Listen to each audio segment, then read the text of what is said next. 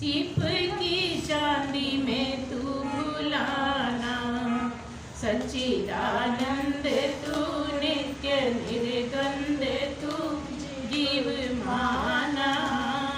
बन गया देह में ही दीवाना, होके अविनाशी जन्मा मरा है, होके अविनाशी जन्मा मरा है। सर्प रज्जु में सर्प देख डरा है, रज्जु में सर्प देख डरा है। यही ब्रह्मभूल है, तुझको ही शूल है जो भुलाना। चाहे मरुथल में के जल में नहाना, सच्चिदानंद तू नित्य निर्गंध तू जीव माना। बन गया देह में ही दीवाना, तेरी माया ही तुझको रिझाती, तेरी माया ही तुझको रिझाती। खेल रच रच के तुझको दिखाती, खेल रच रच के तुझको दिखाती। खेल में खेलता दुख नित झेलता ना अघाना, झूठे सपने का ही कोई सत्य माना। सच्चिदानंद तू नित्य निर्द्वंद तू जीव माना। बन गया देह में ही दीवाना, देह मानव की हीरा सिपाही, देह मानव की हीरा सिपाही। करके विज्ञान कुछ तो कमाई, करके विज्ञान कुछ तो कमाई। शुद्ध दर्पण बना रूप लख अपना जो पुराना, चाहे जो पूर्ण आनंद पाना। सच्चिदानंद तू नित्य निर्द्वंद तू जीव माना। बन गया देह में ही दीवाना, अपने अज्ञान से तू भरमाया। शेर हो करके भय मचाया, अपने अज्ञान से तू भरमाया।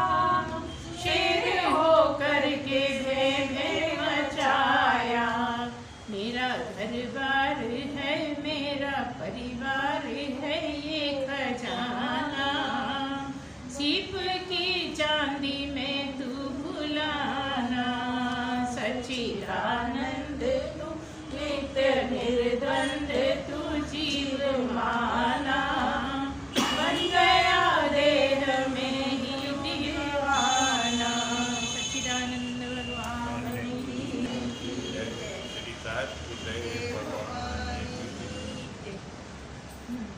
दिया। आपका कभी भी शुरू से नहीं होता है। ओम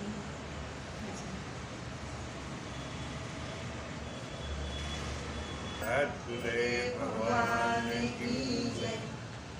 ओम सं समिद्यवसे वृषन्नग्ने विश्वानर्यया हिलस्पदे समिद्य से सनो वसून्या भर। ओम सं गच्छध्वं संवदध्वं सं वो मनासि जानतां। देवा भागं यथा पूर्वे संजानाना उपासते। ओम शांति शांति शांति। सच्चिदानंद भगवान की जय। सद्गुरुदेव भगवान की जय। कर्म क्या है, अकर्म क्या है और विकर्म क्या है, इनके बारे में बताइए। एक प्रश्न कहा गया कि धीरज धर्म हाँ। तीनों धर्म मित्र और नारी आपत पार और जारी, ये इनकी कृपा हाँ है। ठीक है। आपकी क्या? हमारी ये है कि रामायण कहती है कि मेरी शरण में आ जाओ, भगवान राम कहते हैं, और गीता कहती है कि कर्म कर। ठीक है।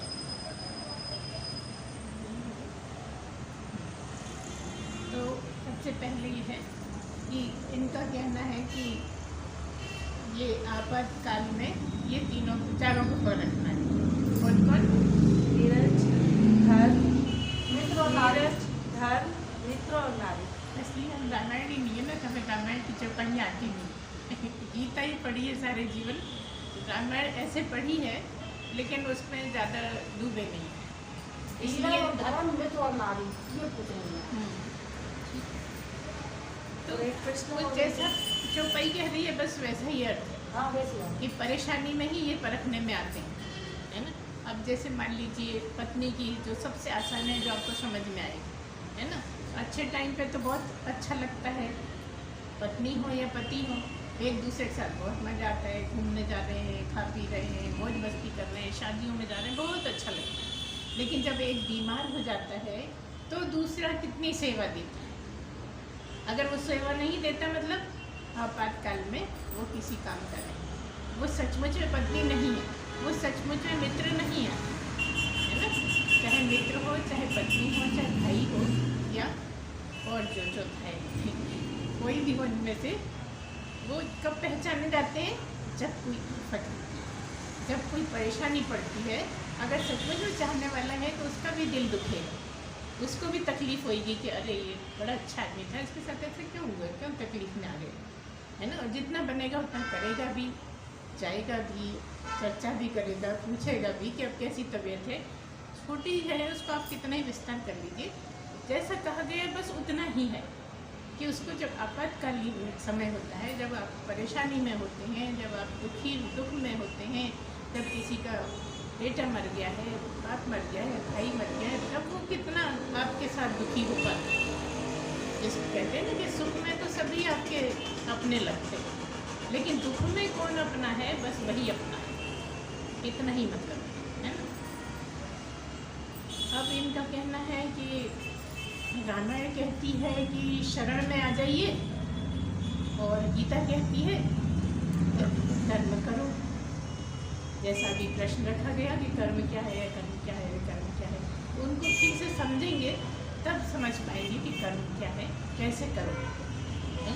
तो क्या मतलब है? कहने का मतलब ये है कि चाहे आप शरण में आ जाए, चाहे आप कर्म कर करके करें, पहुँच दोनों ही तरह से जाते हैं, दोनों तरह से ही पहुँच जाते हैं। और भी बहुत से तरीके हैं पहुँचने के। तो हमने अक्सर सुना है कि कई बार लोग कहते हैं कि गुरु माँ हम तो ऐसा करते हैं, वो फलाना ऐसा करता है, हमें तो वो अच्छा नहीं लगता और उनको भी नहीं करना चाहिए।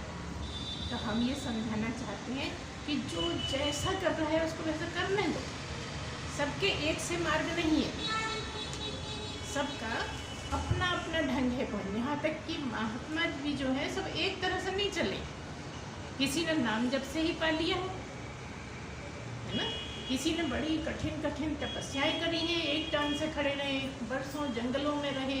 कई लोग जमीन के अंदर गड्ढा करके ऊपर पट्टियाँ रखवा के उसी गड्ढे में ही रहते रहे महीनों ना। ऐसे भी हमारे पहचान में सचमुच में है साक्षात, जो बरसों से कमरा टाइप जमीन के अंदर बना के और रहते हैं। ऊपर से खाना दे दिया जाता है और खाना खा लेते हैं, पर चल सब कुछ रहा है उस गड्ढे में, लेकिन चल रही है, बरसों से तपस्या चल रही है। तो सबका अलग अलग तरीका है। तो अगर कोई पूजा पाठ से पहुंचता है तो पूजा से जाने दीजिए, अगर पूजा नहीं करना चाहता, ज्ञान समझना चाहता है, ज्ञान से समझने दीजिए।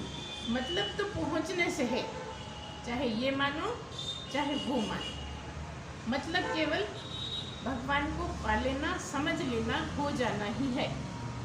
जो भी हो, चाहे हो जाओ, चाहे ठीक ठीक समझ जाओ, चाहे दर्शन कर लो, चाहे जैसा जो कर सके। लेकिन हर आदमी अगर केवल लगा भर है तो आप उसको बिल्कुल उंगली मत दिखाइए, ये आपका अपराध बनता है।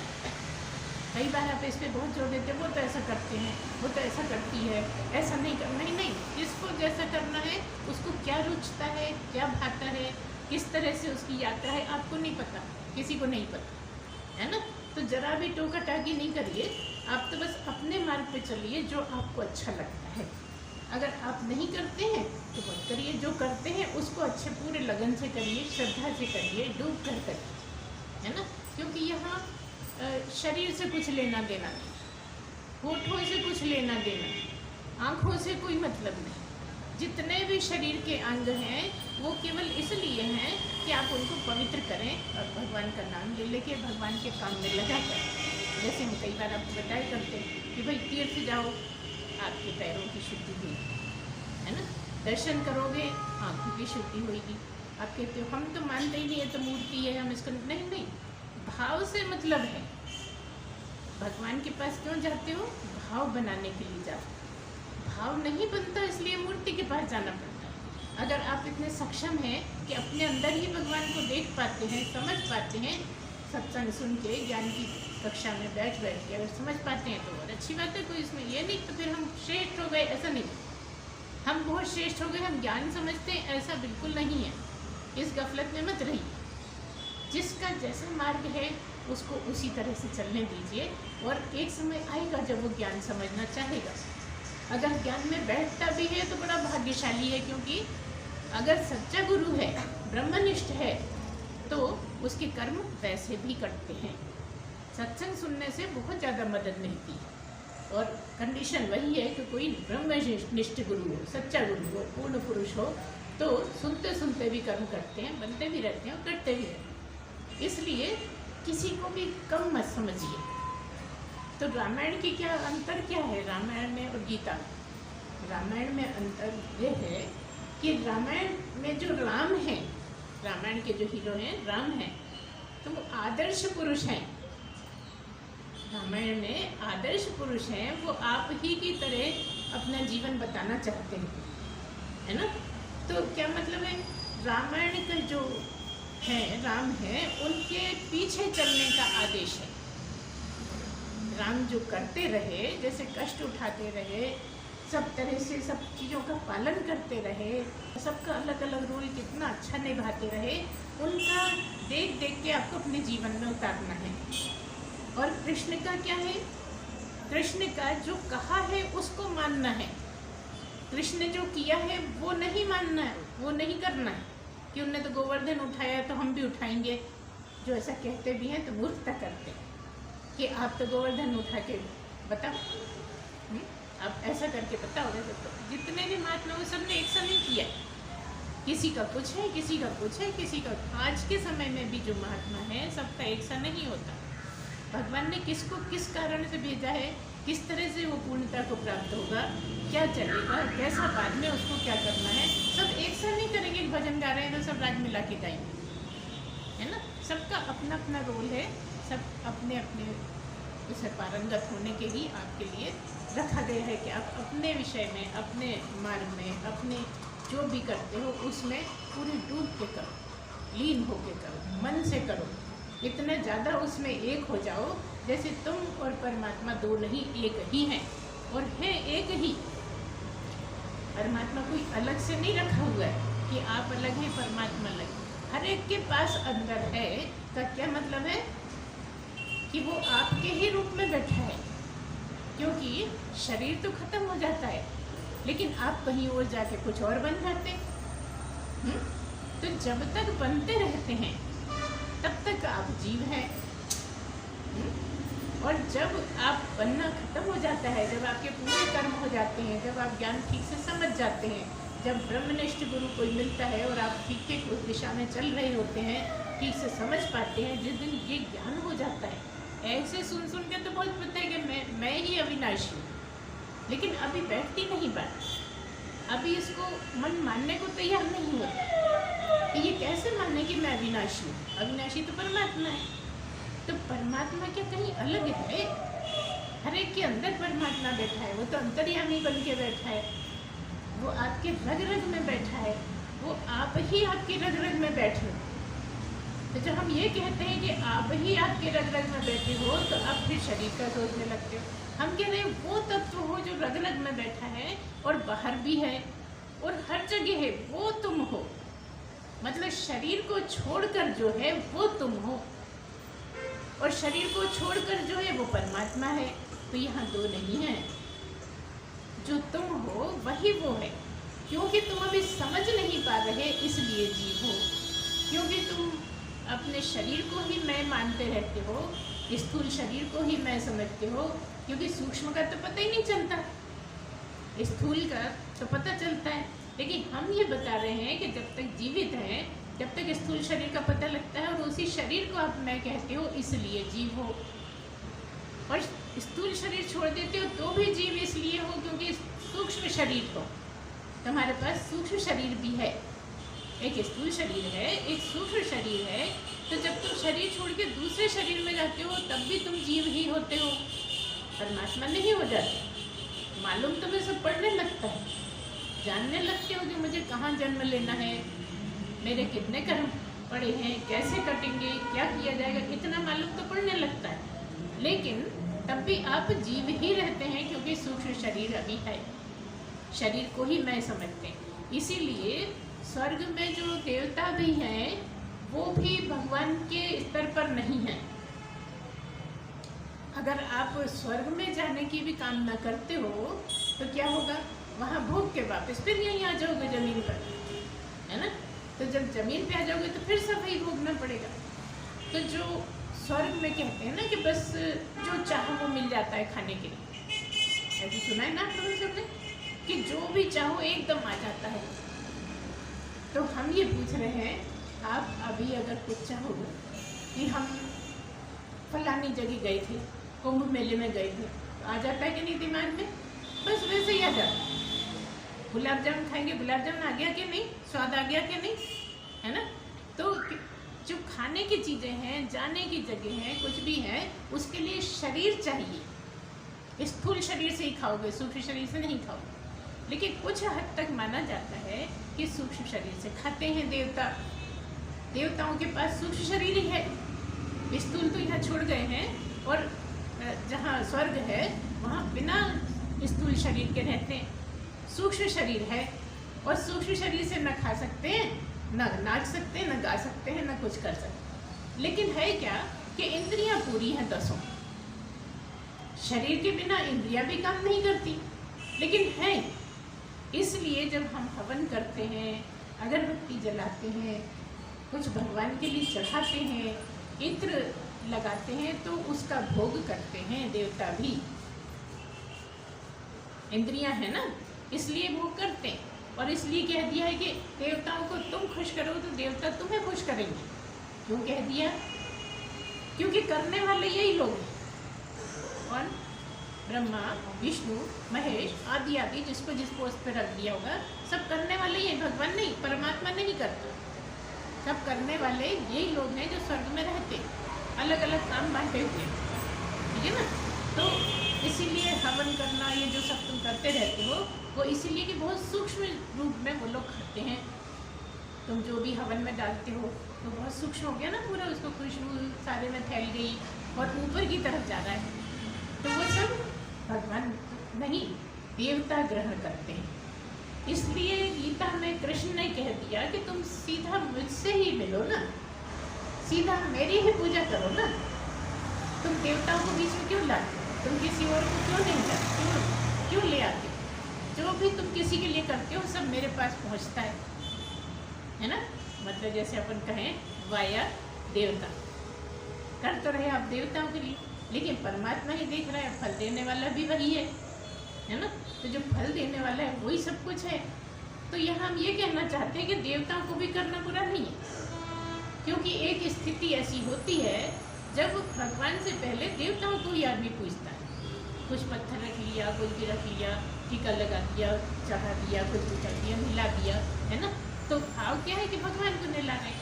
अगर सचमुच में भाव है कि भगवान को नहला रहे हैं तो आप भगवान की बात कर रहे हैं।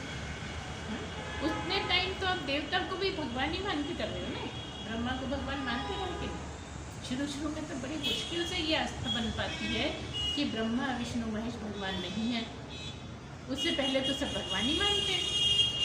जब पता लगता है कि देवताओं का कैसा क्या होता है, कैसे होता है, मतलब कहने का ये है इतनी बात कि ब्रह्मा विष्णु महेश भी पहुँचे हुए नहीं हैं। वो वहाँ पे अपना भोग काल करके फिर पृथ्वी पर आएंगे, जन्म लेंगे, और जब तक मोक्ष नहीं पालेंगे तब तक पार नहीं जाएंगे। वो इतने सच्चे हैं, इतने ईमानदार हैं कि किसी को विष्णु का काम दे दिया, किसी को ब्रह्मा का काम दे दिया, किसी को शंकर का काम दे दिया, लेकिन है आपके जैसे ही। मतलब क्या, अगर आपने बहुत जोरदार जीवन बिताया, बहुत अच्छा किया अपने जीवन में, तो आपको भी वो काम मिल सकता है इतना ईमानदारी। अभी तो जमीन पे शंका होती है, किसी का पता नहीं चुरा लिया क्या, कोई चीज़ गुम गई, चुरा लिया क्या, ले लिया क्या, ऐसा लगता है ना। लेकिन जो इतना ईमानदार रहा अपने में, भले ही तो किसी ने कितने दोष लगा दिए, लेकिन वो सचमुच में बहुत ईमानदार है। कभी झूठ नहीं बोला, कभी कोई गलत नहीं किया, कभी अपनी तरह से किसी को तकलीफ नहीं दी। ऐसा मनुष्य भगवान के लिए काम का होता है, सीट पे बिठाने लायक। तो पहले देवता के लायक भी अगर कर लो तो बड़ा अच्छा है, बुराई क्या है, उसी में तो पहुँचने लायक बन जाओ, है ना। अगर बहुत अच्छे हैं तो जब फिर से नर बनेंगे तो पहुँच जाएंगे नारायण की सीट पे, क्योंकि सारी तपस्या करके तो वो इतने अच्छे हो गए। अब क्या बचा, अब केवल कोई गुरु मिल जाए और गुरु का ज्ञान मिले तो वो सीधे नारायण की सीट पे पहुँच सकते हैं। तो नर नारायण तक पहुँच सकता है, लेकिन नर ही पहुँच सकता है, देवता नहीं पहुँच सकते। तब भी कहीं कहीं ऐसा देखने में भी आता है, कहते हैं ब्रह्मलोक में भी मुक्ति हो सकती है, लेकिन ये बात हमें कुछ कह नहीं सकते कितनी सच्ची कितनी झूठ है। किसी ने ये भी कहा है कि ब्रह्मलोक में भी मृत्यु हो जाती है। अगर आप ब्रह्मलोक में पहुंचने के लायक हो गए और वहाँ आपकी इच्छा बनी रही तो भी मुक्ति हो जाती है। लेकिन हमें तो यही पता है कि मुक्ति केवल पृथ्वी पर ही होती है, और मनुष्य बनो तभी होती है। कोई भी जानवर बन जाओ, किसी भी तरह की कोई पशु पक्षी बन जाओ, कुछ भी बन जाओ, मुक्ति नहीं हो सकती। मुक्ति केवल कब होगी, जब मनुष्य बनकर आओगे और कोई ब्रह्मनिष्ठ ऐसा पुरुष जो पूरी तरह से ब्रह्म को समझ गया है, जानता है और आपको जना सकता है। जब तक वो नहीं मिलेगा, जब तक आप नहीं हो सकते। तो फायदे हैं, अगर नहीं भी आप पहुंच रहे हो, आपकी पात्रता नहीं भी बनी है, तो कर्म कट रहे हैं, आप आगे लगातार बढ़ रहे हो। और अगर आपकी पात्रता वैसी बन गई तो आप तो पा ही लोगे।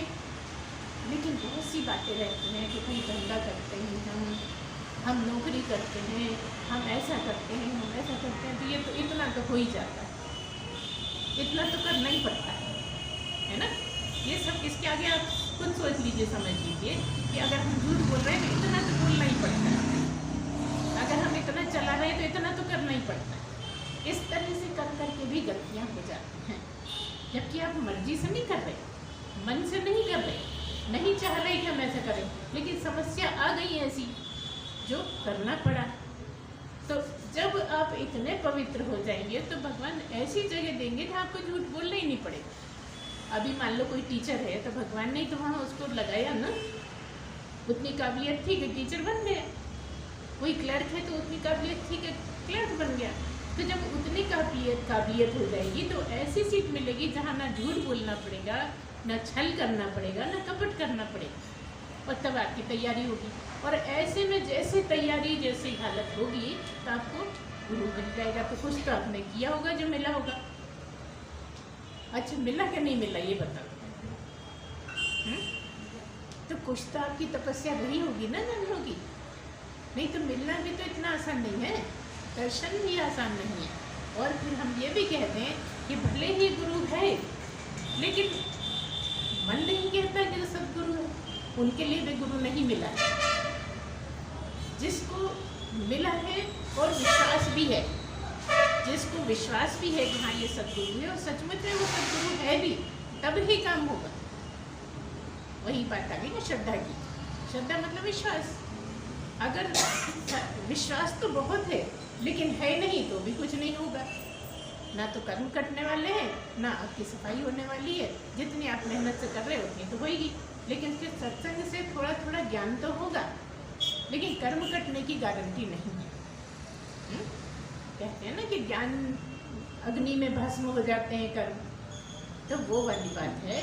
अगर कोई ब्रह्मनिष्ठ श्रोत्रिय कोई ब्रह्म पुरुष से सुनते हैं तो ये सब चीज़ें लागू होती हैं। तो यहाँ पर फिर हम कहें कि कृष्ण ने जो कहा है, मतलब क्या, पूरी गीता, जो गीता का एक एक श्लोक इतना काम का है कि किसी श्लोक को आप नकार नहीं सकते। हर श्लोक में कुछ ना कुछ निचोड़ मिलता ही है, कुछ ना कुछ सीख मिलती है, कुछ ना कुछ करने को होता है।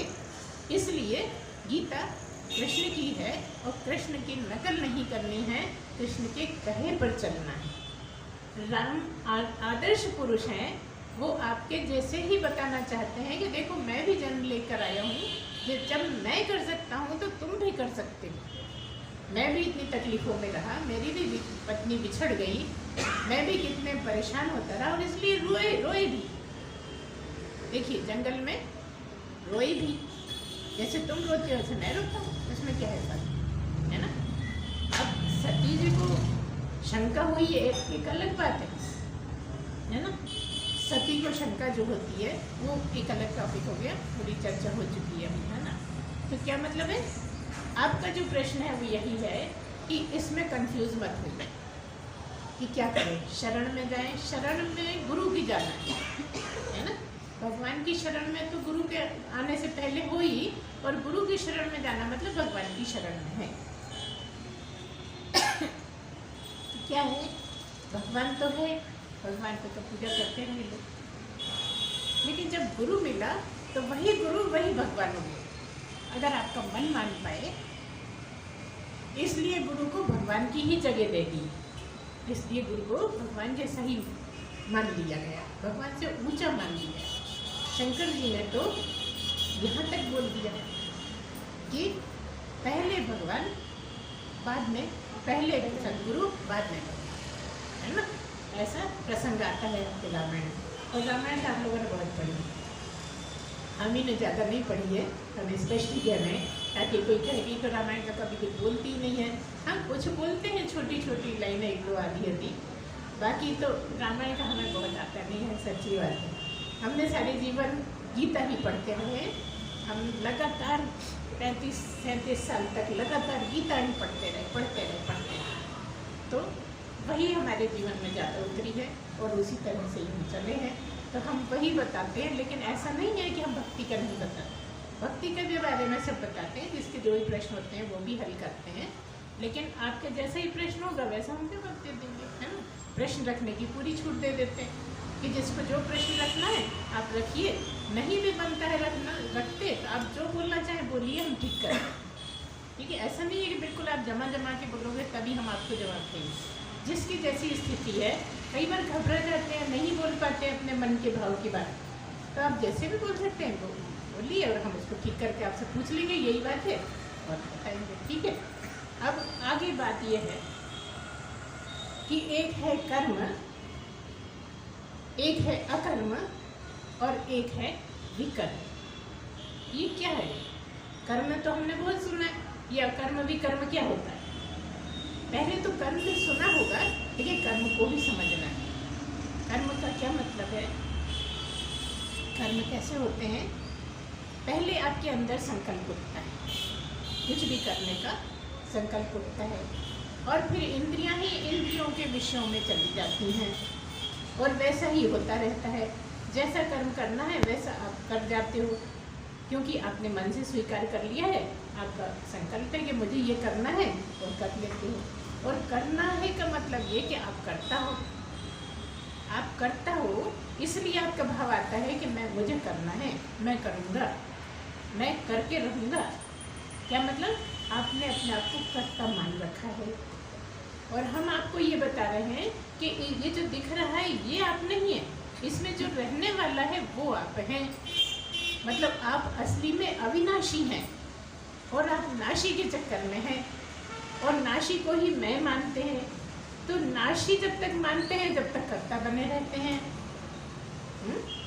जब तक अपने आप को जीव मानते हैं तो क्योंकि आप जीव हैं, शरीर हैं, और जो करना है, करने कराने का काम है वो प्रकृति के हाथ में है। तो इसी को ही प्रकृति कहते हैं। जैसे सारी दुनिया में प्रकृति है, जो भी दिखाई देता है, सुनाई देता है, इंद्रियों से जो भी समझ में आता है वो सब प्रकृति ही है, माया ही है। और स्पष्ट कर लें, यहाँ प्रकृति माया दो अलग नहीं, प्रकृति को ही माया कह दिया। और ये भगवान की माया है, मतलब प्रकृति ही आपको नचाती रहती है ना। ये शरीर ही तो नचाता है, नहीं तो करने के लिए क्या है? अगर शरीर नहीं है तो कुछ भी करने को नहीं है। शरीर नहीं है तो भूख नहीं लगेगी, पेट नहीं है तो भूख नहीं लगेगी, भूख नहीं लगेगी तो कुछ करोगे नहीं। सारा कुछ तो पेट के ही कारण करना पड़ता है, नौकरी भी पेट के कारण, सारा जो भी आप कर रहे हो, कपड़े पहन रहे हो तो भी स्थूल शरीर है इसलिए पहन रहे हो। तो कहने का मतलब यह है कि जो भी आप कर्ता भाव से करते हो वो कर्म हो जाता है, ठीक है। जो भी आप ऐसा सोचते हो कि मैं करूँगा, मुझे करना है, मैं करता हूँ, मुझे करना पड़ता है, सारा जो भी इस तरह का आप सोचते हो वो सब कर्म बन जाते हैं। करने की बात की है, सोचने तक की बात कह रहे हैं। करोगे वो तो स्पष्ट आपको दिख रहा है कि मैं कर्म कर रहा हूँ, लेकिन सोच भी लेते हो तो वो भी कर्म की पेटी में चला जाता है। पेटी का नाम क्या है? कौन से कर्म रहते हैं उसमें? संचित कर्म, है ना। एक तो क्रियमाण है जो एक पेटी में नहीं गए, बन गए हैं, और हो सकता है वो ख़त्म भी हो जाए, प्रवचन सुनने से जल्दी ख़त्म हो जाए, या आप भूल जाओ। छोटी छोटी बातें बहुत सी होती है जो कर्म बनते रहते हैं, छोटे छोटे, लेकिन आप ध्यान नहीं देते और उसको अवॉइड कर जाते हो तो वो संचित में नहीं जा पाता। क्रियमाण रह कर ही, जैसे खेत में बहुत सारे पेड़ पौधे होते है ना, फसल वाले भी पौधे बहुत सारे मर जाते हैं, है ना। कुछ बड़े हो जाते हैं और कुछ पूरे बड़े होके अनाज लगता है उनमें, है ना। जो भी जिसका भी पौधा है वो लगता है। ऐसे ही कर्मों का मामला है कि जो आप कर्म की फसल बोते हो वो सब तरह के कर्म हैं। एक ऐसे हैं जो छोटे में ही खत्म हो जाते हैं, पैरों में आके पौधों की तरह। आपका ध्यान नहीं देने के कारण, आपने उस पर ज़्यादा नज़र नहीं डाली, आपने उसको ज़्यादा बार बार रिपीट नहीं करा, आप ज़्यादा उसके पीछे नहीं पड़े हैं, तो वो संचित की पेटी में नहीं जाए। जो संचित वाला बॉक्स है उसमें वो नहीं जाए। लेकिन जिनमें आप ज़्यादा डूब गए, जिनको आपने ज़्यादा कर्तापन से करा, मैंने किया है, मैं करता हूँ, जिनका ज़्यादा आपको अहंकार के साथ करते हो, जो भी काम अहंकार के साथ करते हो, मतलब कर्तापन के साथ करते हो, जो कर्तापन के साथ करते हो वो ज़्यादा कठिन कर्म बन जाते हैं। और कठिन कर्म जो हैं वो आपके संचित कर्मों में, मतलब संचित कर्मों के बॉक्स में चले जाते हैं। अब आपका उन पर कोई जोर नहीं। अब जब भगवान चाहेगा तब आपके सामने परसेगा और आपको भोगने के लिए मजबूर करेगा, चाहे वो अच्छे कर्म हो चाहे वो बुरे कर्म हो।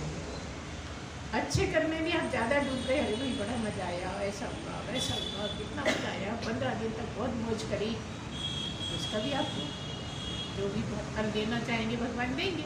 किस तरह से आपने याद किया है, क्या नहीं किया है, ये आप जानो और वो जाने, दो नहीं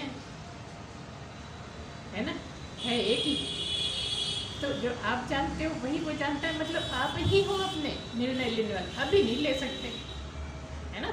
जितने टाइम आपका शरीर नहीं होता, निर्णय लेने का समय जब होता है तब आप बिल्कुल ईमानदार। शरीर के साथ तो तरह तरह की बेईमानी क्यों लगी रहती है? क्योंकि माया है, ये भ्रमित करती रहती है, ये आपको परेशान करती है। और जो इस माया के बहकावे में आता है वो ज़्यादा परेशान होता है। और जो माया को केवल माया ही समझता है कि मैं ये नहीं हूँ, मैं शरीर हूँ ही नहीं, मैं तो उसी का हूँ, उसी का अंश मात्र हूँ। जीव को कह दिया ना, ईश्वर अंश जीव अविनाशी, चेतन अमल सहज सुख राशि। इसको बोला है, ये जीव को बोला है ना। जीव को बोल दिया है कि क्या है जीव? ईश्वर का अंश है। जबकि अंश है नहीं, परमात्मा का अंश नहीं किया जा सकता, वो तो एक ही है। पीस भी नहीं कह सकते, क्योंकि पीस का मतलब ये टुकड़ा है। टुकड़ा तो हो ही नहीं सकता। अगर आप समझाने के लिए कहो तो 1 पीस है, तो पीस नहीं है, वो तो बस एक ही है। परमात्मा बस एक ही है और हर जगह है, हर वस्तु में है, हर प्राणी में है, हर जो भी आप जहाँ तक जाए, मतलब देश काल और समय से, देश हो गया, काल हो गया, वस्तु, तीनों से परे है और तीनों में है ना। क्या है परमात्मा? जो सब जगह, कोई चीज़ आपको इसी ढूंढेगी नहीं, ढूंढे जिसमें आप ये कहो इसमें परमात्मा नहीं है। तो जो सब जगह है वो तो एक ही है ना, लेकिन क्योंकि आप इतने टुकड़े को मानते हैं मैं है, इसलिए ईश्वर अंश जीव अविनाशी है तो अविनाशी। ईश्वर का जो अंश है क्या है? अविनाशी, क्योंकि ईश्वर अविनाशी तो उसका अंश भी अविनाशी। मतलब ये कि जैसे रोटी है, रोटी का एक टुकड़ा तोड़ा तो रोटी ही तो है ना, ये सब्जी बन गया, रोटी ही रही ना। अब रोटी से इसलिए दे रहे हैं एग्जाम्पल कि आप थोड़ा बहुत तो समझोगे, कहीं तो खबर मिलेगी कि रोटी तो टूट सकती है ना। पानी को अलग अलग हिस्सों में बांटा जा सकता है, हर चीज़ को टुकड़ों में बांटा जा सकता है, लेकिन ईश्वर के अंश नहीं किए जा सकते। तब भी आप मानते ऐसे हो जैसे मैं तो यही हूँ, सबसे अलग हूँ, है ना। कई बार तो आप जानते हो कि मैं बड़ा निराला हूँ, तो इसमें निराला कौन है? इसका देखो, ये तो निराला हो नहीं सकता, है ना। जो निराला है अविनाशी वही तुम हो। तो कह दिया कौन है? ईश्वर अंश जीव कौन है? जो अविनाशी है, लेकिन माने बैठा है मैं शरीर। असली में तो वो मरने वाला है ही नहीं, लेकिन अंश क्यों बन गया है? क्योंकि वो अपने आप को नाशी मानता है। मर जाऊंगा, कट जाऊंगा, जल जाऊंगा, है ना। यही तो भाव आते हैं ना। कुछ भी हो जाए तो डरता है, घबराता है, क्या ऐसा हो जाएगा, गिर जाऊंगा छत से। तो क्या मतलब डरने के पीछे क्या है?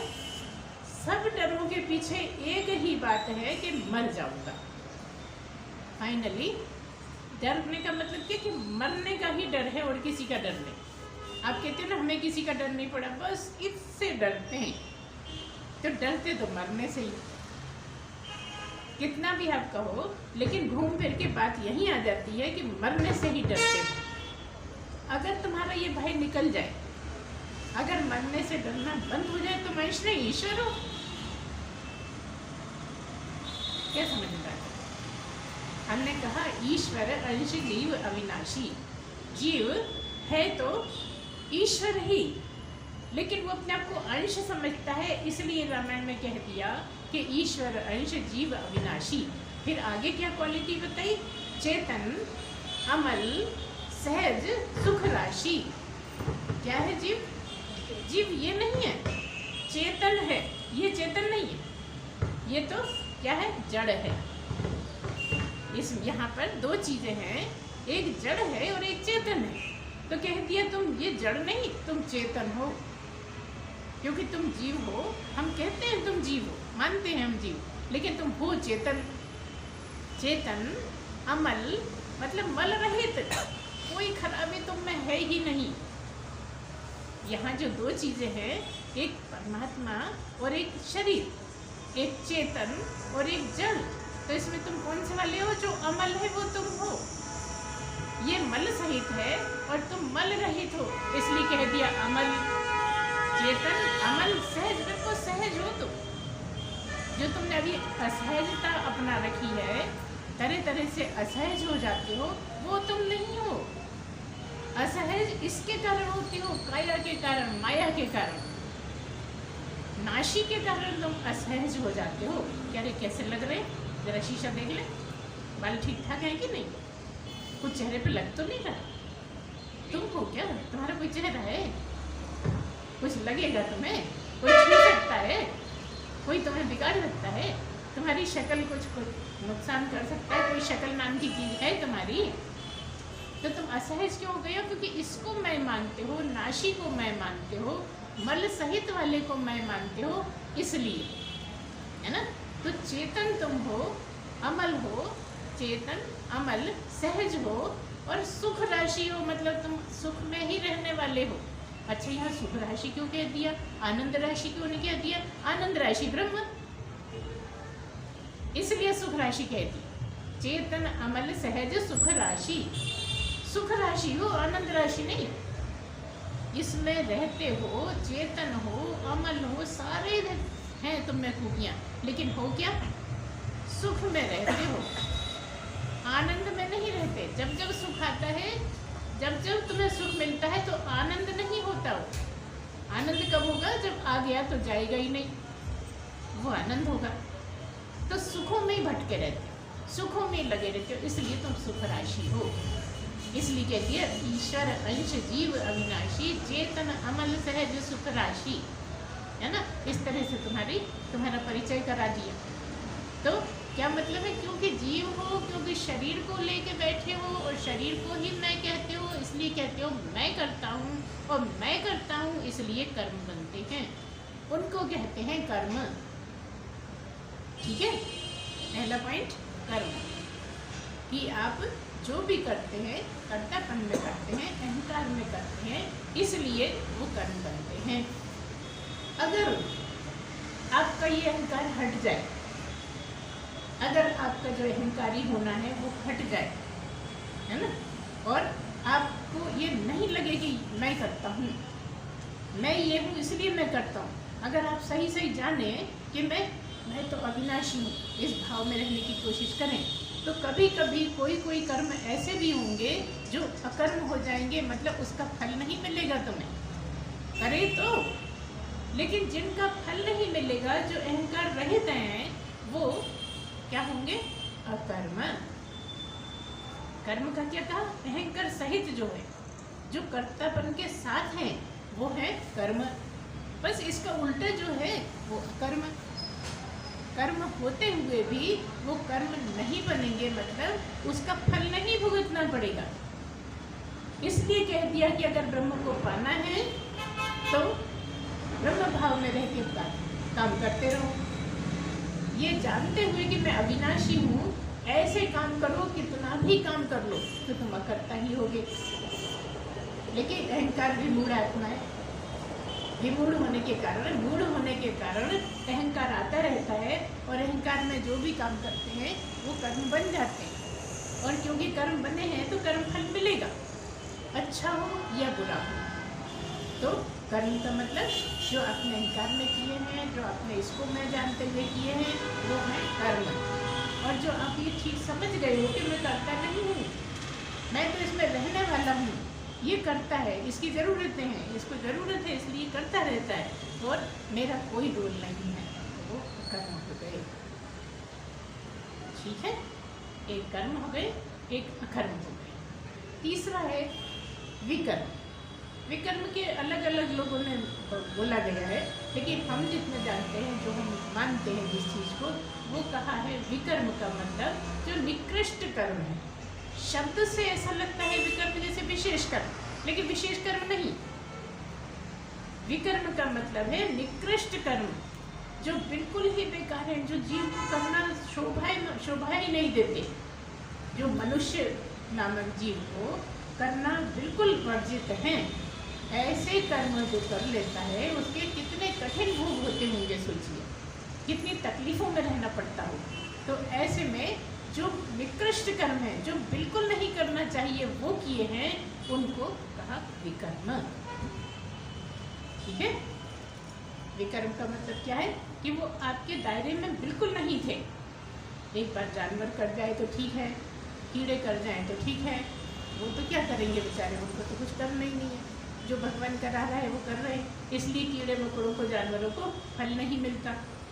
वो तो स्वयं फल भुगतने ही वहाँ गए, उनके कर्म नहीं बन रहे, कर्म तो आपके बन रहे हैं। इसलिए इतनी अच्छी बुद्धि दे दी है, और बुद्धि क्यों दी है कि तू समझ के तो करता है। इस इतनी तीव्र बुद्धि से, इतनी तीक्ष्ण बुद्धि से, इतने विवेकमती बुद्धि जो बनाई, उससे ये सोचना है कि मैं नित्य ही हूँ, मैं अनित्य नहीं, मैं नित्य ही हूँ, मैं अविनाशी हूँ, मैं नाशी नहीं हूँ, मैं आत्मा ही हूँ, आत्मा ही अविनाशी है। तो जब मैं अविनाशी हूँ तो अविनाशी तो कुछ करता नहीं, तो मैं भी कुछ नहीं करता, मैं भी नहीं हुआ, मैं ही कुछ नहीं करता। मतलब क्या, अविनाशी तो मैं ही हुआ ना, और अविनाशी ही हो तो, क्योंकि अगर अविनाशी नहीं होते तो तुम इस शरीर को छोड़ के नहीं जाते, इसी के साथ हो जाता तुम्हारा खेल खत्म। लेकिन खेल खत्म नहीं होता इसके साथ। तो तुम्हारा दिमाग कहाँ चले जाता है, अच्छा तो क्या सूक्ष्म शरीर है? नहीं, दोनों ही शरीर चले जाए, जब महाकारण है उसमें लय हो जाओ, अविनाशी में लय हो जाओ, परमात्मा में लय हो जाओ, तब बस वही होते है ना। तो कहाँ तक जाना है? अविनाशी में एक ही हो जाओ। तो जब पता है कि मैं अविनाशी ही हूँ, तो क्या चिंतन करना है? मैं अविनाशी हूँ, मैं ये शरीर हूँ ही नहीं। ये जो शरीर को मैं माने बैठा हूँ, या माने बैठा था, ये मेरी भूल थी, ये मेरे गलत विचार थे, ये मैं गलत समझता था, ये मैं क्योंकि जानता नहीं था इसलिए मैं इसको मैं मानता था। मैं तो असली में अविनाशी ही हूँ, मैं सच्चिदानंद ही हूँ, मैं वही हूँ जो परमात्मा है। अभी ये नहीं कह सकते कि मैं परमात्मा हूँ, लेकिन हो तुम वही। अगर सबको अलग कर दो तो तुम परमात्मा अभी के भी हो, है ना। ऐसा नहीं कि हो जाओगे, होने वाने की बात नहीं है। वो ही जिस क्षण तुम सबसे अलग हो गए और ये जान गए कि मैं अविनाशी हूँ, मैं ब्रह्म ही हूँ, मैं परमात्मा ही हूँ, मैं सच्चिदानंद ही हूँ, तो तुम सच्चिदानंद हो, उसमें क्या है? क्योंकि यही क्षण लाना तो बड़ा मुश्किल है। तो क्या कह रहे हैं हम कह रहे हैं तपस्या से नहीं होगा। तुम कहो तपस्या करके हो जाएगा, हम पूजा करके हो जाएंगे, नहीं। पात्रता हासिल करने के लिए तपस्या करनी है। जब तपस्या हो जाएगी तो ब्रह्मनिष्ठ के वाक्य जो है, ब्रह्मनिष्ठ गुरु के वाक्य आपके मन में उतर जाएंगे, और वो जैसे ही आपके साथ एकाकार होंगे आप ब्रह्म हो जाएंगे। मतलब है ही, यहाँ ब्रह्म है, यहाँ जीव है एक ही। समझाने के लिए बात हो रही है कि यहाँ ब्रह्म है, यहाँ जीव है। अभी तुम इसमें स्थापित, जैसे ही तुम यहाँ जंप किया, बस फिर वहीं रहना है। फिर ये शरीर खत्म, होते हुए शरीर खत्म। क्यों खत्म? दिख तो है, सब जगह जा रहे हो, आ रहे हो, खा रहे हो, सब कुछ कर रहे हो, कहते शरीर खत्म। तुम्हारे लिए खत्म, दूसरों के लिए रह गए, कल्याण के लिए रह गए, दूसरों को पुण्य कमाने के लिए रह गए, दूसरों के पैर छूने के लिए रह गए, दूसरों के दर्शन के काम के लिए रह गया। अब बहुत काम का हो गया लोगों के लिए, है ना। तो अब आपको क्या समझना है कि मैं अविनाशी ही हूँ। तो ज़्यादा से ज़्यादा भाव में बने रहने के ही लिए मंत्र दिया जाता है। तो हम बार बार यही कहेंगे कि आपका मंत्र कुछ भी हो, लेकिन अंदर भाव यही हो कि मैं वही हूँ जिसका याद करता हूँ, मैं वही हूँ, उससे बिल्कुल अलग, एकदम वो ही हूँ। बस क्योंकि अभी मैं जीव मानता हूँ, अपने को शरीर मानता हूँ, इसलिए मैं भटकता हूँ, इसलिए मेरा दिमाग इधर उधर भागता है, इसलिए ऐसा नहीं हो जाए, वैसा नहीं हो जाए। ये जो निश्चित है वो होगा, ना आप रोक सकते, ना आप करा सकते कुछ। तो अच्छा क्या है कि दुखी मत हो, परेशान मत हो। जो जीवन में हो रहा है वो पहले से लिखा था, आपने सारी कोशिश कर ली, लेकिन तब भी नहीं हुआ का मतलब ये हुआ कि वो पहले से ही निश्चित था। तो उसको स्वीकार कर लो। एक जीने का ढंग ये भी है कि स्वीकार करते चलो। कोई कोई ऐसे भी हैं जो स्वीकार करने की ही क्लास लगाते हैं कि बस स्वीकार करो, हर चीज़ स्वीकार करते चलो, उससे भी पहुंच जाते हैं, है ना। इसलिए पहुंचने का कोई एक निश्चित मार्ग नहीं कि बस यही करोगे तो ही पहुंचो। इसलिए कम से कम दूसरों को टोक के अपने पाप मत बढ़ाओ, दूसरों को कम समझ के पाप मत बढ़ाओ कि वो तो ऐसा, वो तो ऐसा, वो तो नहीं, मैं कैसा, मुझ में कहाँ कमी है, मुझे क्या ठीक करना है, बस इसी पे आपका नज़र रहना चाहिए। जितना ज़्यादा आप इस पर ध्यान दोगे कि मैं कहाँ गलती कर रहा हूँ, उतना ही सुधार कर पाओ। नहीं तो तुलना करने लगोगे, मैं अच्छा हूँ, बुरा। आपको क्या अधिकार है किसी को बुरा कहने की? उसको ही भगवान ले जा रहे हैं, तुम भी भगवान ले, तुम्हें भी वही ले जा रहा है, लेकिन तुम अपना क्यों लगाते रहते हो कुछ, है ना। आप तो अच्छे से अच्छा करते जाइए, सबके लिए अच्छा करिए। जो बेटी है, जैसी बेटी है शरीर वाली, वैसे ही बेटी है बहू। जैसे लड़का आपका शरीर वाला है, वैसे ही दामाद है। हो सकता है वो पिछले जन्म में आपका बेटा रहा हो सकता है ये दामाद रहा हो बेटा। आपको कंपनसेट करने के लिए मिला है, तो दामाद से भी अच्छा व्यवहार और बेटे से, भाई से भी अच्छा व्यवहार, बेटे से भी अच्छा व्यवहार, बहू से भी अच्छा व्यवहार और बेटी से भी अच्छा व्यवहार। अब कई लोग कहेंगे ऐसा तो नहीं हो पाता, आप अपनी तरफ से करिए, बाकी जिसका जैसा स्वभाव है वो देखेगा, वो भुगतेगा, है ना। आप आरोप मत लीजिए अपने, सब तरह तरह के लोग हैं, जिसका जो मर्जी आएगी कहेंगे, कहते रहें। आप अपनी तरफ से अपने आप में पूरे ईमानदार रहिए, है ना, पंचायत ज़्यादा मत करिए, ठीक है।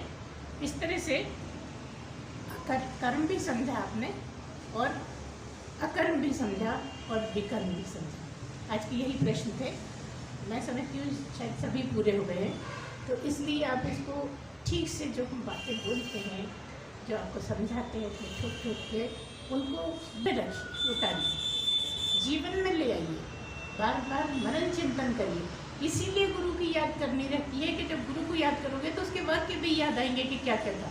तब गुरु में नहीं, उसके वाक्यों में उलझे रहो, ठीक है। जब वाक्यों में उलझोगे तो प्रश्न में बनेंगे कि आपने फलानी चीज़ बोली थी, वे हमें ठीक से समझ में नहीं आई है, आप फिर से समझा दीजिए, हम समझाएंगे। हमने बहुत बार बोला, आप जितनी बार कहोगे तुम बात समझाएंगे, हमें कोई मना नहीं है, हमें स्थापित ही इसी बात के लिए किया है, तो हमें किसी बात के लिए कोई भी तकलीफ नहीं है। आप तो ज़्यादा से ज़्यादा लाभ उठाइए, क्योंकि मुश्किल से ही ऐसा अवसर मिलता है ना। तो इतना ही आज रखेंगे, क्योंकि टाइम भी हो गया अब, तो आज इतना ही, आगे बाद में सुनेंगे। बोलिए सच्चिदानंद भगवान की जय।